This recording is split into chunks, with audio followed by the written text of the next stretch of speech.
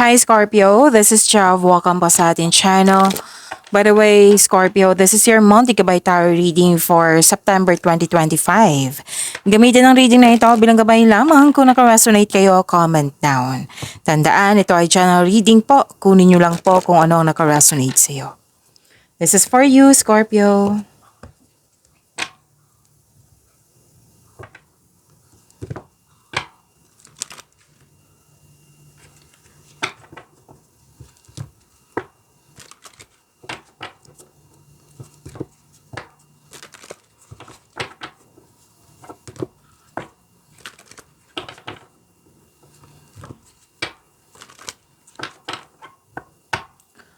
Para po ito sa iyo, Scorpio, ngayong September 2025.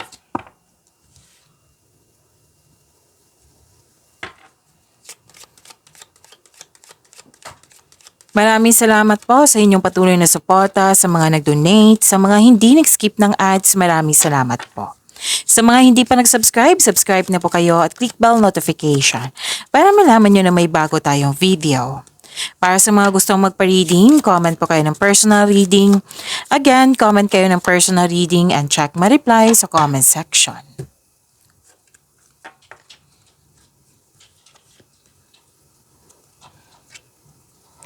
Mas lumawak yung ambisyon nyo sa buhay. May importanteng ganap sa inyong passion. May importanteng desisyon din. Oo. May dumating na opportunity or project. At bibigyan mo ito ng long-term plans. Career stability, yes, andito po. And prosperity is yours. So, ang ganda.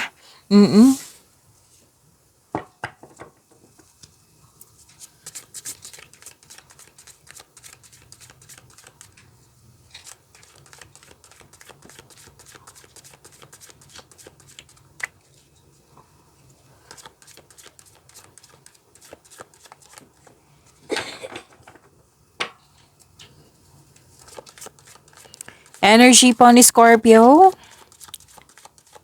ngayong September 2025.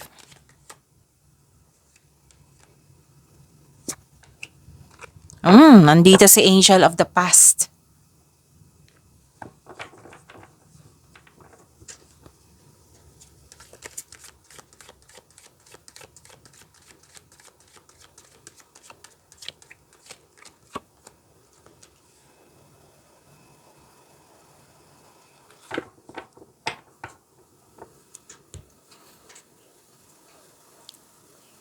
Paalala lang po, lalo na sa mga bago dito, Scorpio, kung may napansin kayo na repeating message, yan po yung pinupush ng cards sa inyo. Like for example, nanood kayo sa inyong daily gabay tarot reading at dito sa inyong monthly gabay tarot reading at may napansin kayo na repeating message. Yan po yung pinupush ng cards nyo na kailangan yung bigyan ng atensyon, solusyon at aksyon kung maaari po. So ano yung energy ni Scorpio?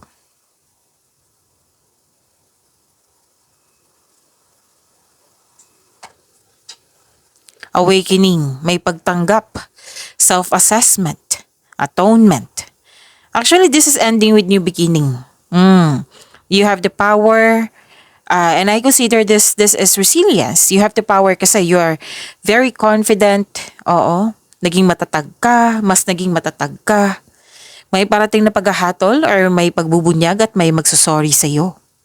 This is also means accept and release your past so you're able to enjoy the next phase of your life. So this is pagtanggap, surrender, pagtanggap, i-release at may forgiveness para may forgiveness na. Kasi ano ito pwede din releasing the past, what I meant is releasing baggages. Pwede din binitawan mo na yung mga masasakit na alaala. Pwede din na moving forward, kumbaga. And kung may kasalanan yung tao sa iyo, sabi ng card dito, accept your mistakes as well sa person na ito so you can successfully let the past go. Okay. May sabi din dito, Scorpio, na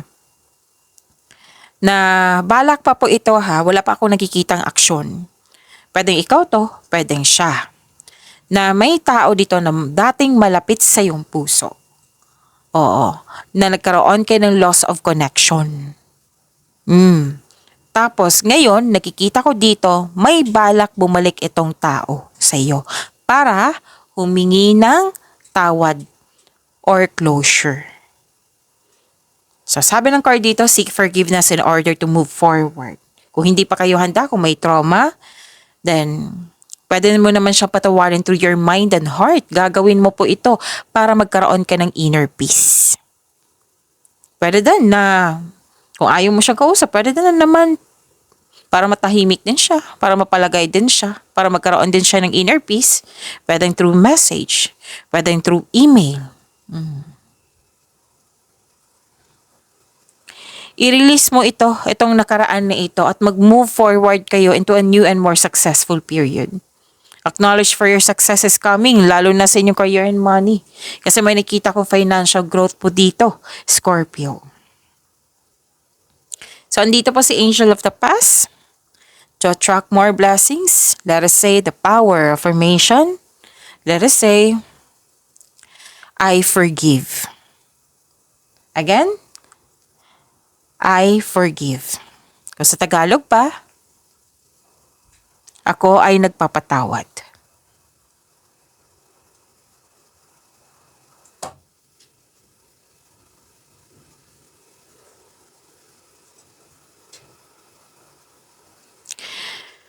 Nag-aalaga. Pwede nag-aalaga sa sarili, sa pamilya, sa career and money. Basta nakita ko yung pag-aalaga dito. Pwede may nag-aalaga sa iyo ng mother figure or kayo ito, kung lalaki kayo, pwede ilagaan kayo ng isang mother figure.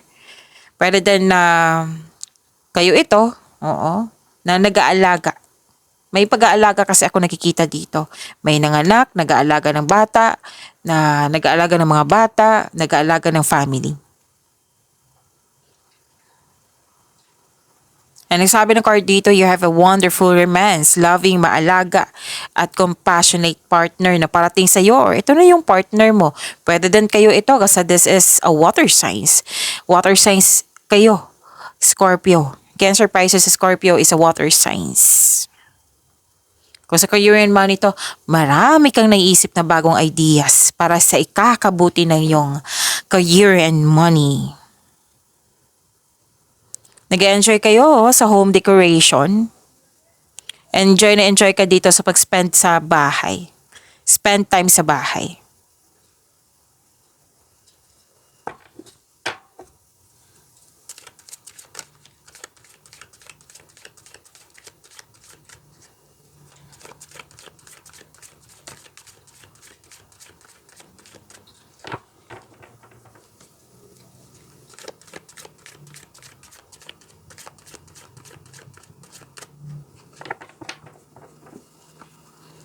Career and money ni Scorpio ngayong September 2025.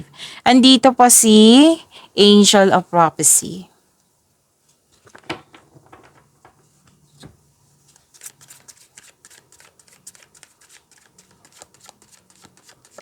Scorpio. So, to attract more blessings, to attract more blessings,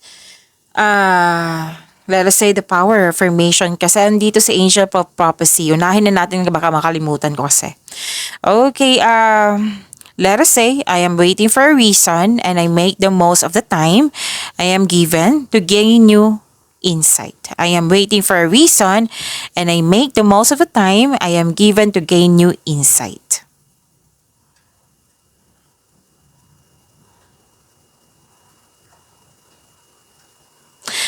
Okay, so kung sa Tagalog pa, naghihintay ako ng isang dahilan at sinusulit ko ang oras na binigay sa akin upang makakuha ng bagong pananaw.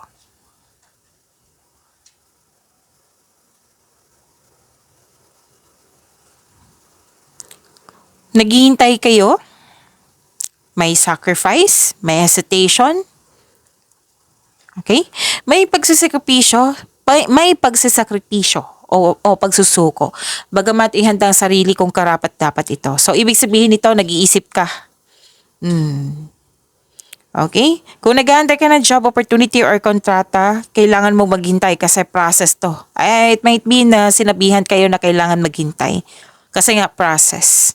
So, nakikita ko naman dito na nagbigay ka ng pasensya kasi alam mo na may process. Okay?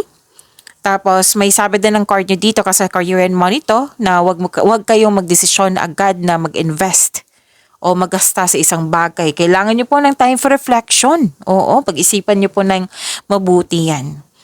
Kung hindi nyo alam kung ano yung process ng time for reflection, then ask po sa mga nakakaalam. Do some research. Oo, kung sa internet man yan, then siguraduhin yung legit yan. Okay?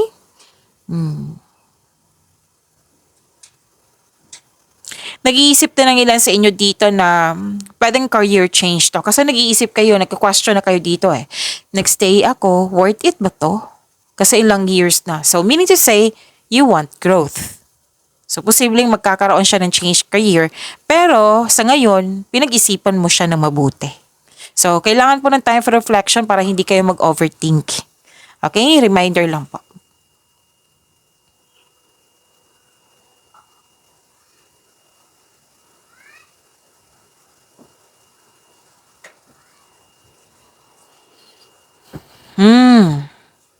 Ang sabi ng card dito, bumuo ng isang diskarte upang makuhang gusto mo. Or umiwas po daw kayo sa toxicity. Umiwas or umalis. Yan ang sabi. Gumagawa ka na dito eh. Pwedeng paglalagay ng depensa, nagtiyaga, nagtitiis, presenting arguments. Basta may sabi dito na umiwas na lang na hindi kailangan magalit. Para hindi mapektuhan yung positive energy flow nyo. Kung pwede po.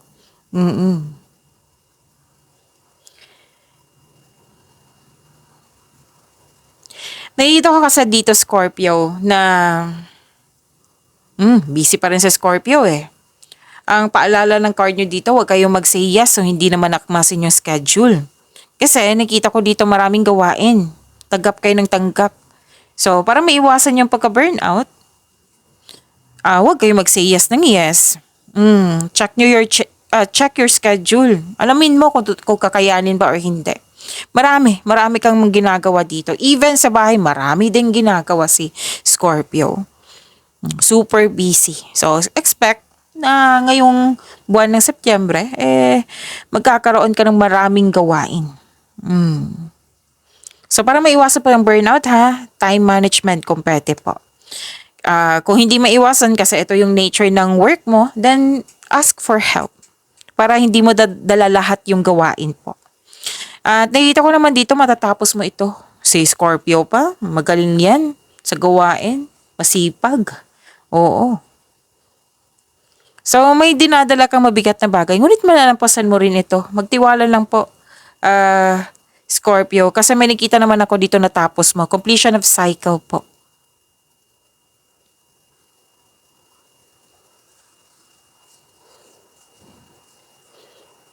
Ang ganda naman, Scorpio. Makaka-receive ka ng malaking pera. Pwedeng return investment po ito ha. Ito ay parating na. Oo, magdudulot po ito ng kasiyahan. Ang ganda naman. Makaka-receive ka ng malaking pera. Pwedeng expectation nyo to. Pwedeng maraming benta. Pwede din may nagbigay sa iyo. Mahilig kayo magbigay ng tulong. Ano to nakatanggap kayo ng malaking blessings. Tapos naging generous si Scorpio. Sharing resources. Hindi ka madamot. Hindi ka madamot. At makaka-receive ka talaga. Regalo ba to, tulong, or malaking pera. Tapos ang ilan sa inyo mahilig yung mag-donate sa charity or sa mga taong nangailangan. Mahilig kayo magbigay ng gamit, yon. So ang ganda nito. May nakita lang ako dito na ang ilan sa inyo na ayaw nyo magtanggap ng tulong or gift kasi feeling mo, obligado mo rin magbigay. May iba kasing tao na mahilig magbigay ng regalo, tulong, kasi dyan sila masaya. Katulad mo, mahilig magbigay, di ba? Dyan ka masaya. So, give back kung kaya mo o may sobra ka. Kung magiging komportable ka sa pagtanggap ng tulong na ito, mas maraming kasaganaan ang dadaloy sa iyong buhay. Ako, may kasamahan ako dito na Scorpio. Pag may blessings akong matanggap, bibigyan ko siya. Oo. Tapos, Ano 'to, I think that is pride. Hindi naman siya hindi siya masama na pride, kundi pride or hindi lang siya sanay may magtanggap siya. Kasi giver. Marami akong kakilalang Scorpio. Actually, marami talaga akong kakilalang Scorpio. Giver yung Scorpio. Yung water signs, giver talaga yan. So, ilan sa kanila, mga Scorpio, kakilala ko, yung parang feeling nila obligado rin na magbigay or hindi lang sa talaga sanay magtanggap. Oh, sasabihan ko yung taong yon na hindi talaga yan hindi yan galing sa akin, galing yan kay God. Oh, tatanggapin niya. Syempre, galing yan kay God. Oh, every time ako nagbibigay ng blessings, nagsishare ng blessings, sasabihan ko talaga yung tao na galing yan kay God. Pinabigay niya sa akin na ibigay ko daw sa iyo, ibigay ko sa iyo. Yan. So kung kayo, may experience kayo na tao na mahirap magtanggap, then sabihan nyo, binigay yan ni God na pinadaan niya sa akin para ibigay sa iyo. Galing yan kay God. Sabihan mo. Kung gusto nyo. Okay, so may nakita ko ditong, nasabi ko na 'di ba kanina na malaking pera. Pero then return investment po ito. Oo, dalawang card na po mismo nagsabi dito na may malaking pera. Pwedeng return investment po ito. And may promotion, alam niyo naman kung ano yung promotion, 'di ba? May promotion po. Tapos na pwedeng taas ng kita, sweldo, allowance 'yan. Or may nagbigay talaga na what I meant is nagbigay ng yung ano tawag dito? Pag promotion for position, okay? Oh, pag level up sa inyong posisyon, yan, natukoy ko. Scorpio, so claim nyo ha, ang ganda ng career and money nyo. Scorpio.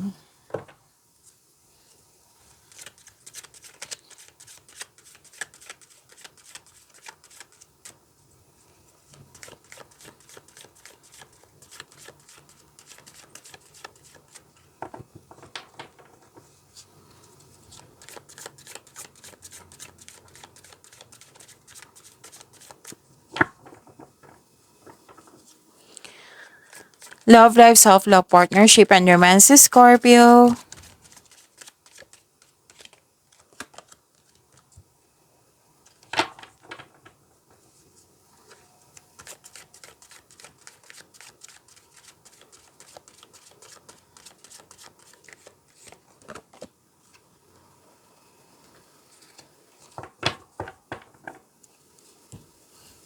Lumabas din yung generosity dito. Scorpio. Wealth and generosity. Okay. Sa mga single dyan, may magiging partner kayo na financial stability na, sobrang generous po. Oo. Pwede din na ito yung partner mo na naabot na niya yung financial maturity. Pwede din hindi siya partner, kundi pwedeng family member, pwedeng matalik mong kaibigan na naabot na attain na niya, tapos nasi-share siya sa iyo. Pwede din kayo ito. Okay? Sa mga single pa, gusto nyo munang magbili ng lupa at magtayo ng bahay at bago pumasok sa buhay pag-ibig. So, this is sense of stability. May plano kayong magbakasyon, no? Again, may plano kayong magbakasyon or bumili? Oh, nabubulo na naman ako, Scorpio, pasensya na po. Or bumili ng regalo that pampers you. So, you deserve this kasi naging masipag kayo sa araw-araw.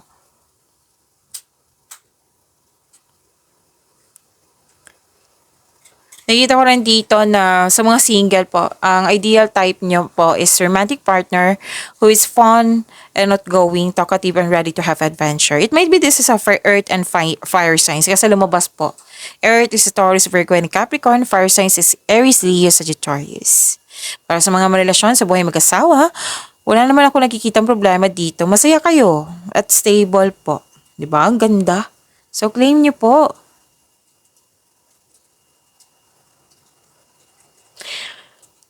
Nakikita ko rin dito, Scorpio, na sa mga single dyan, okay, this is an advice from your card. This card tells you na huwag madaliin upang magkaroon ka ng relasyon. Kailangan magkaroon kayo ng same vision for the future upang sa gayon magkaroon kayo ng isang healthy relationship soon. Sa mga relasyon sa buhay mag-asawa, make it sure na ang couple po nagkaroon ng vision for the future, mag-create ng solid foundation at mag-establish kayo ng kahit anong plano po para sa inyong pag-level up. Okay? So, pag-imanin niyo po yung blessings sa binigay sa inyo, Scorpio. See you tomorrow. Maraming salamat po.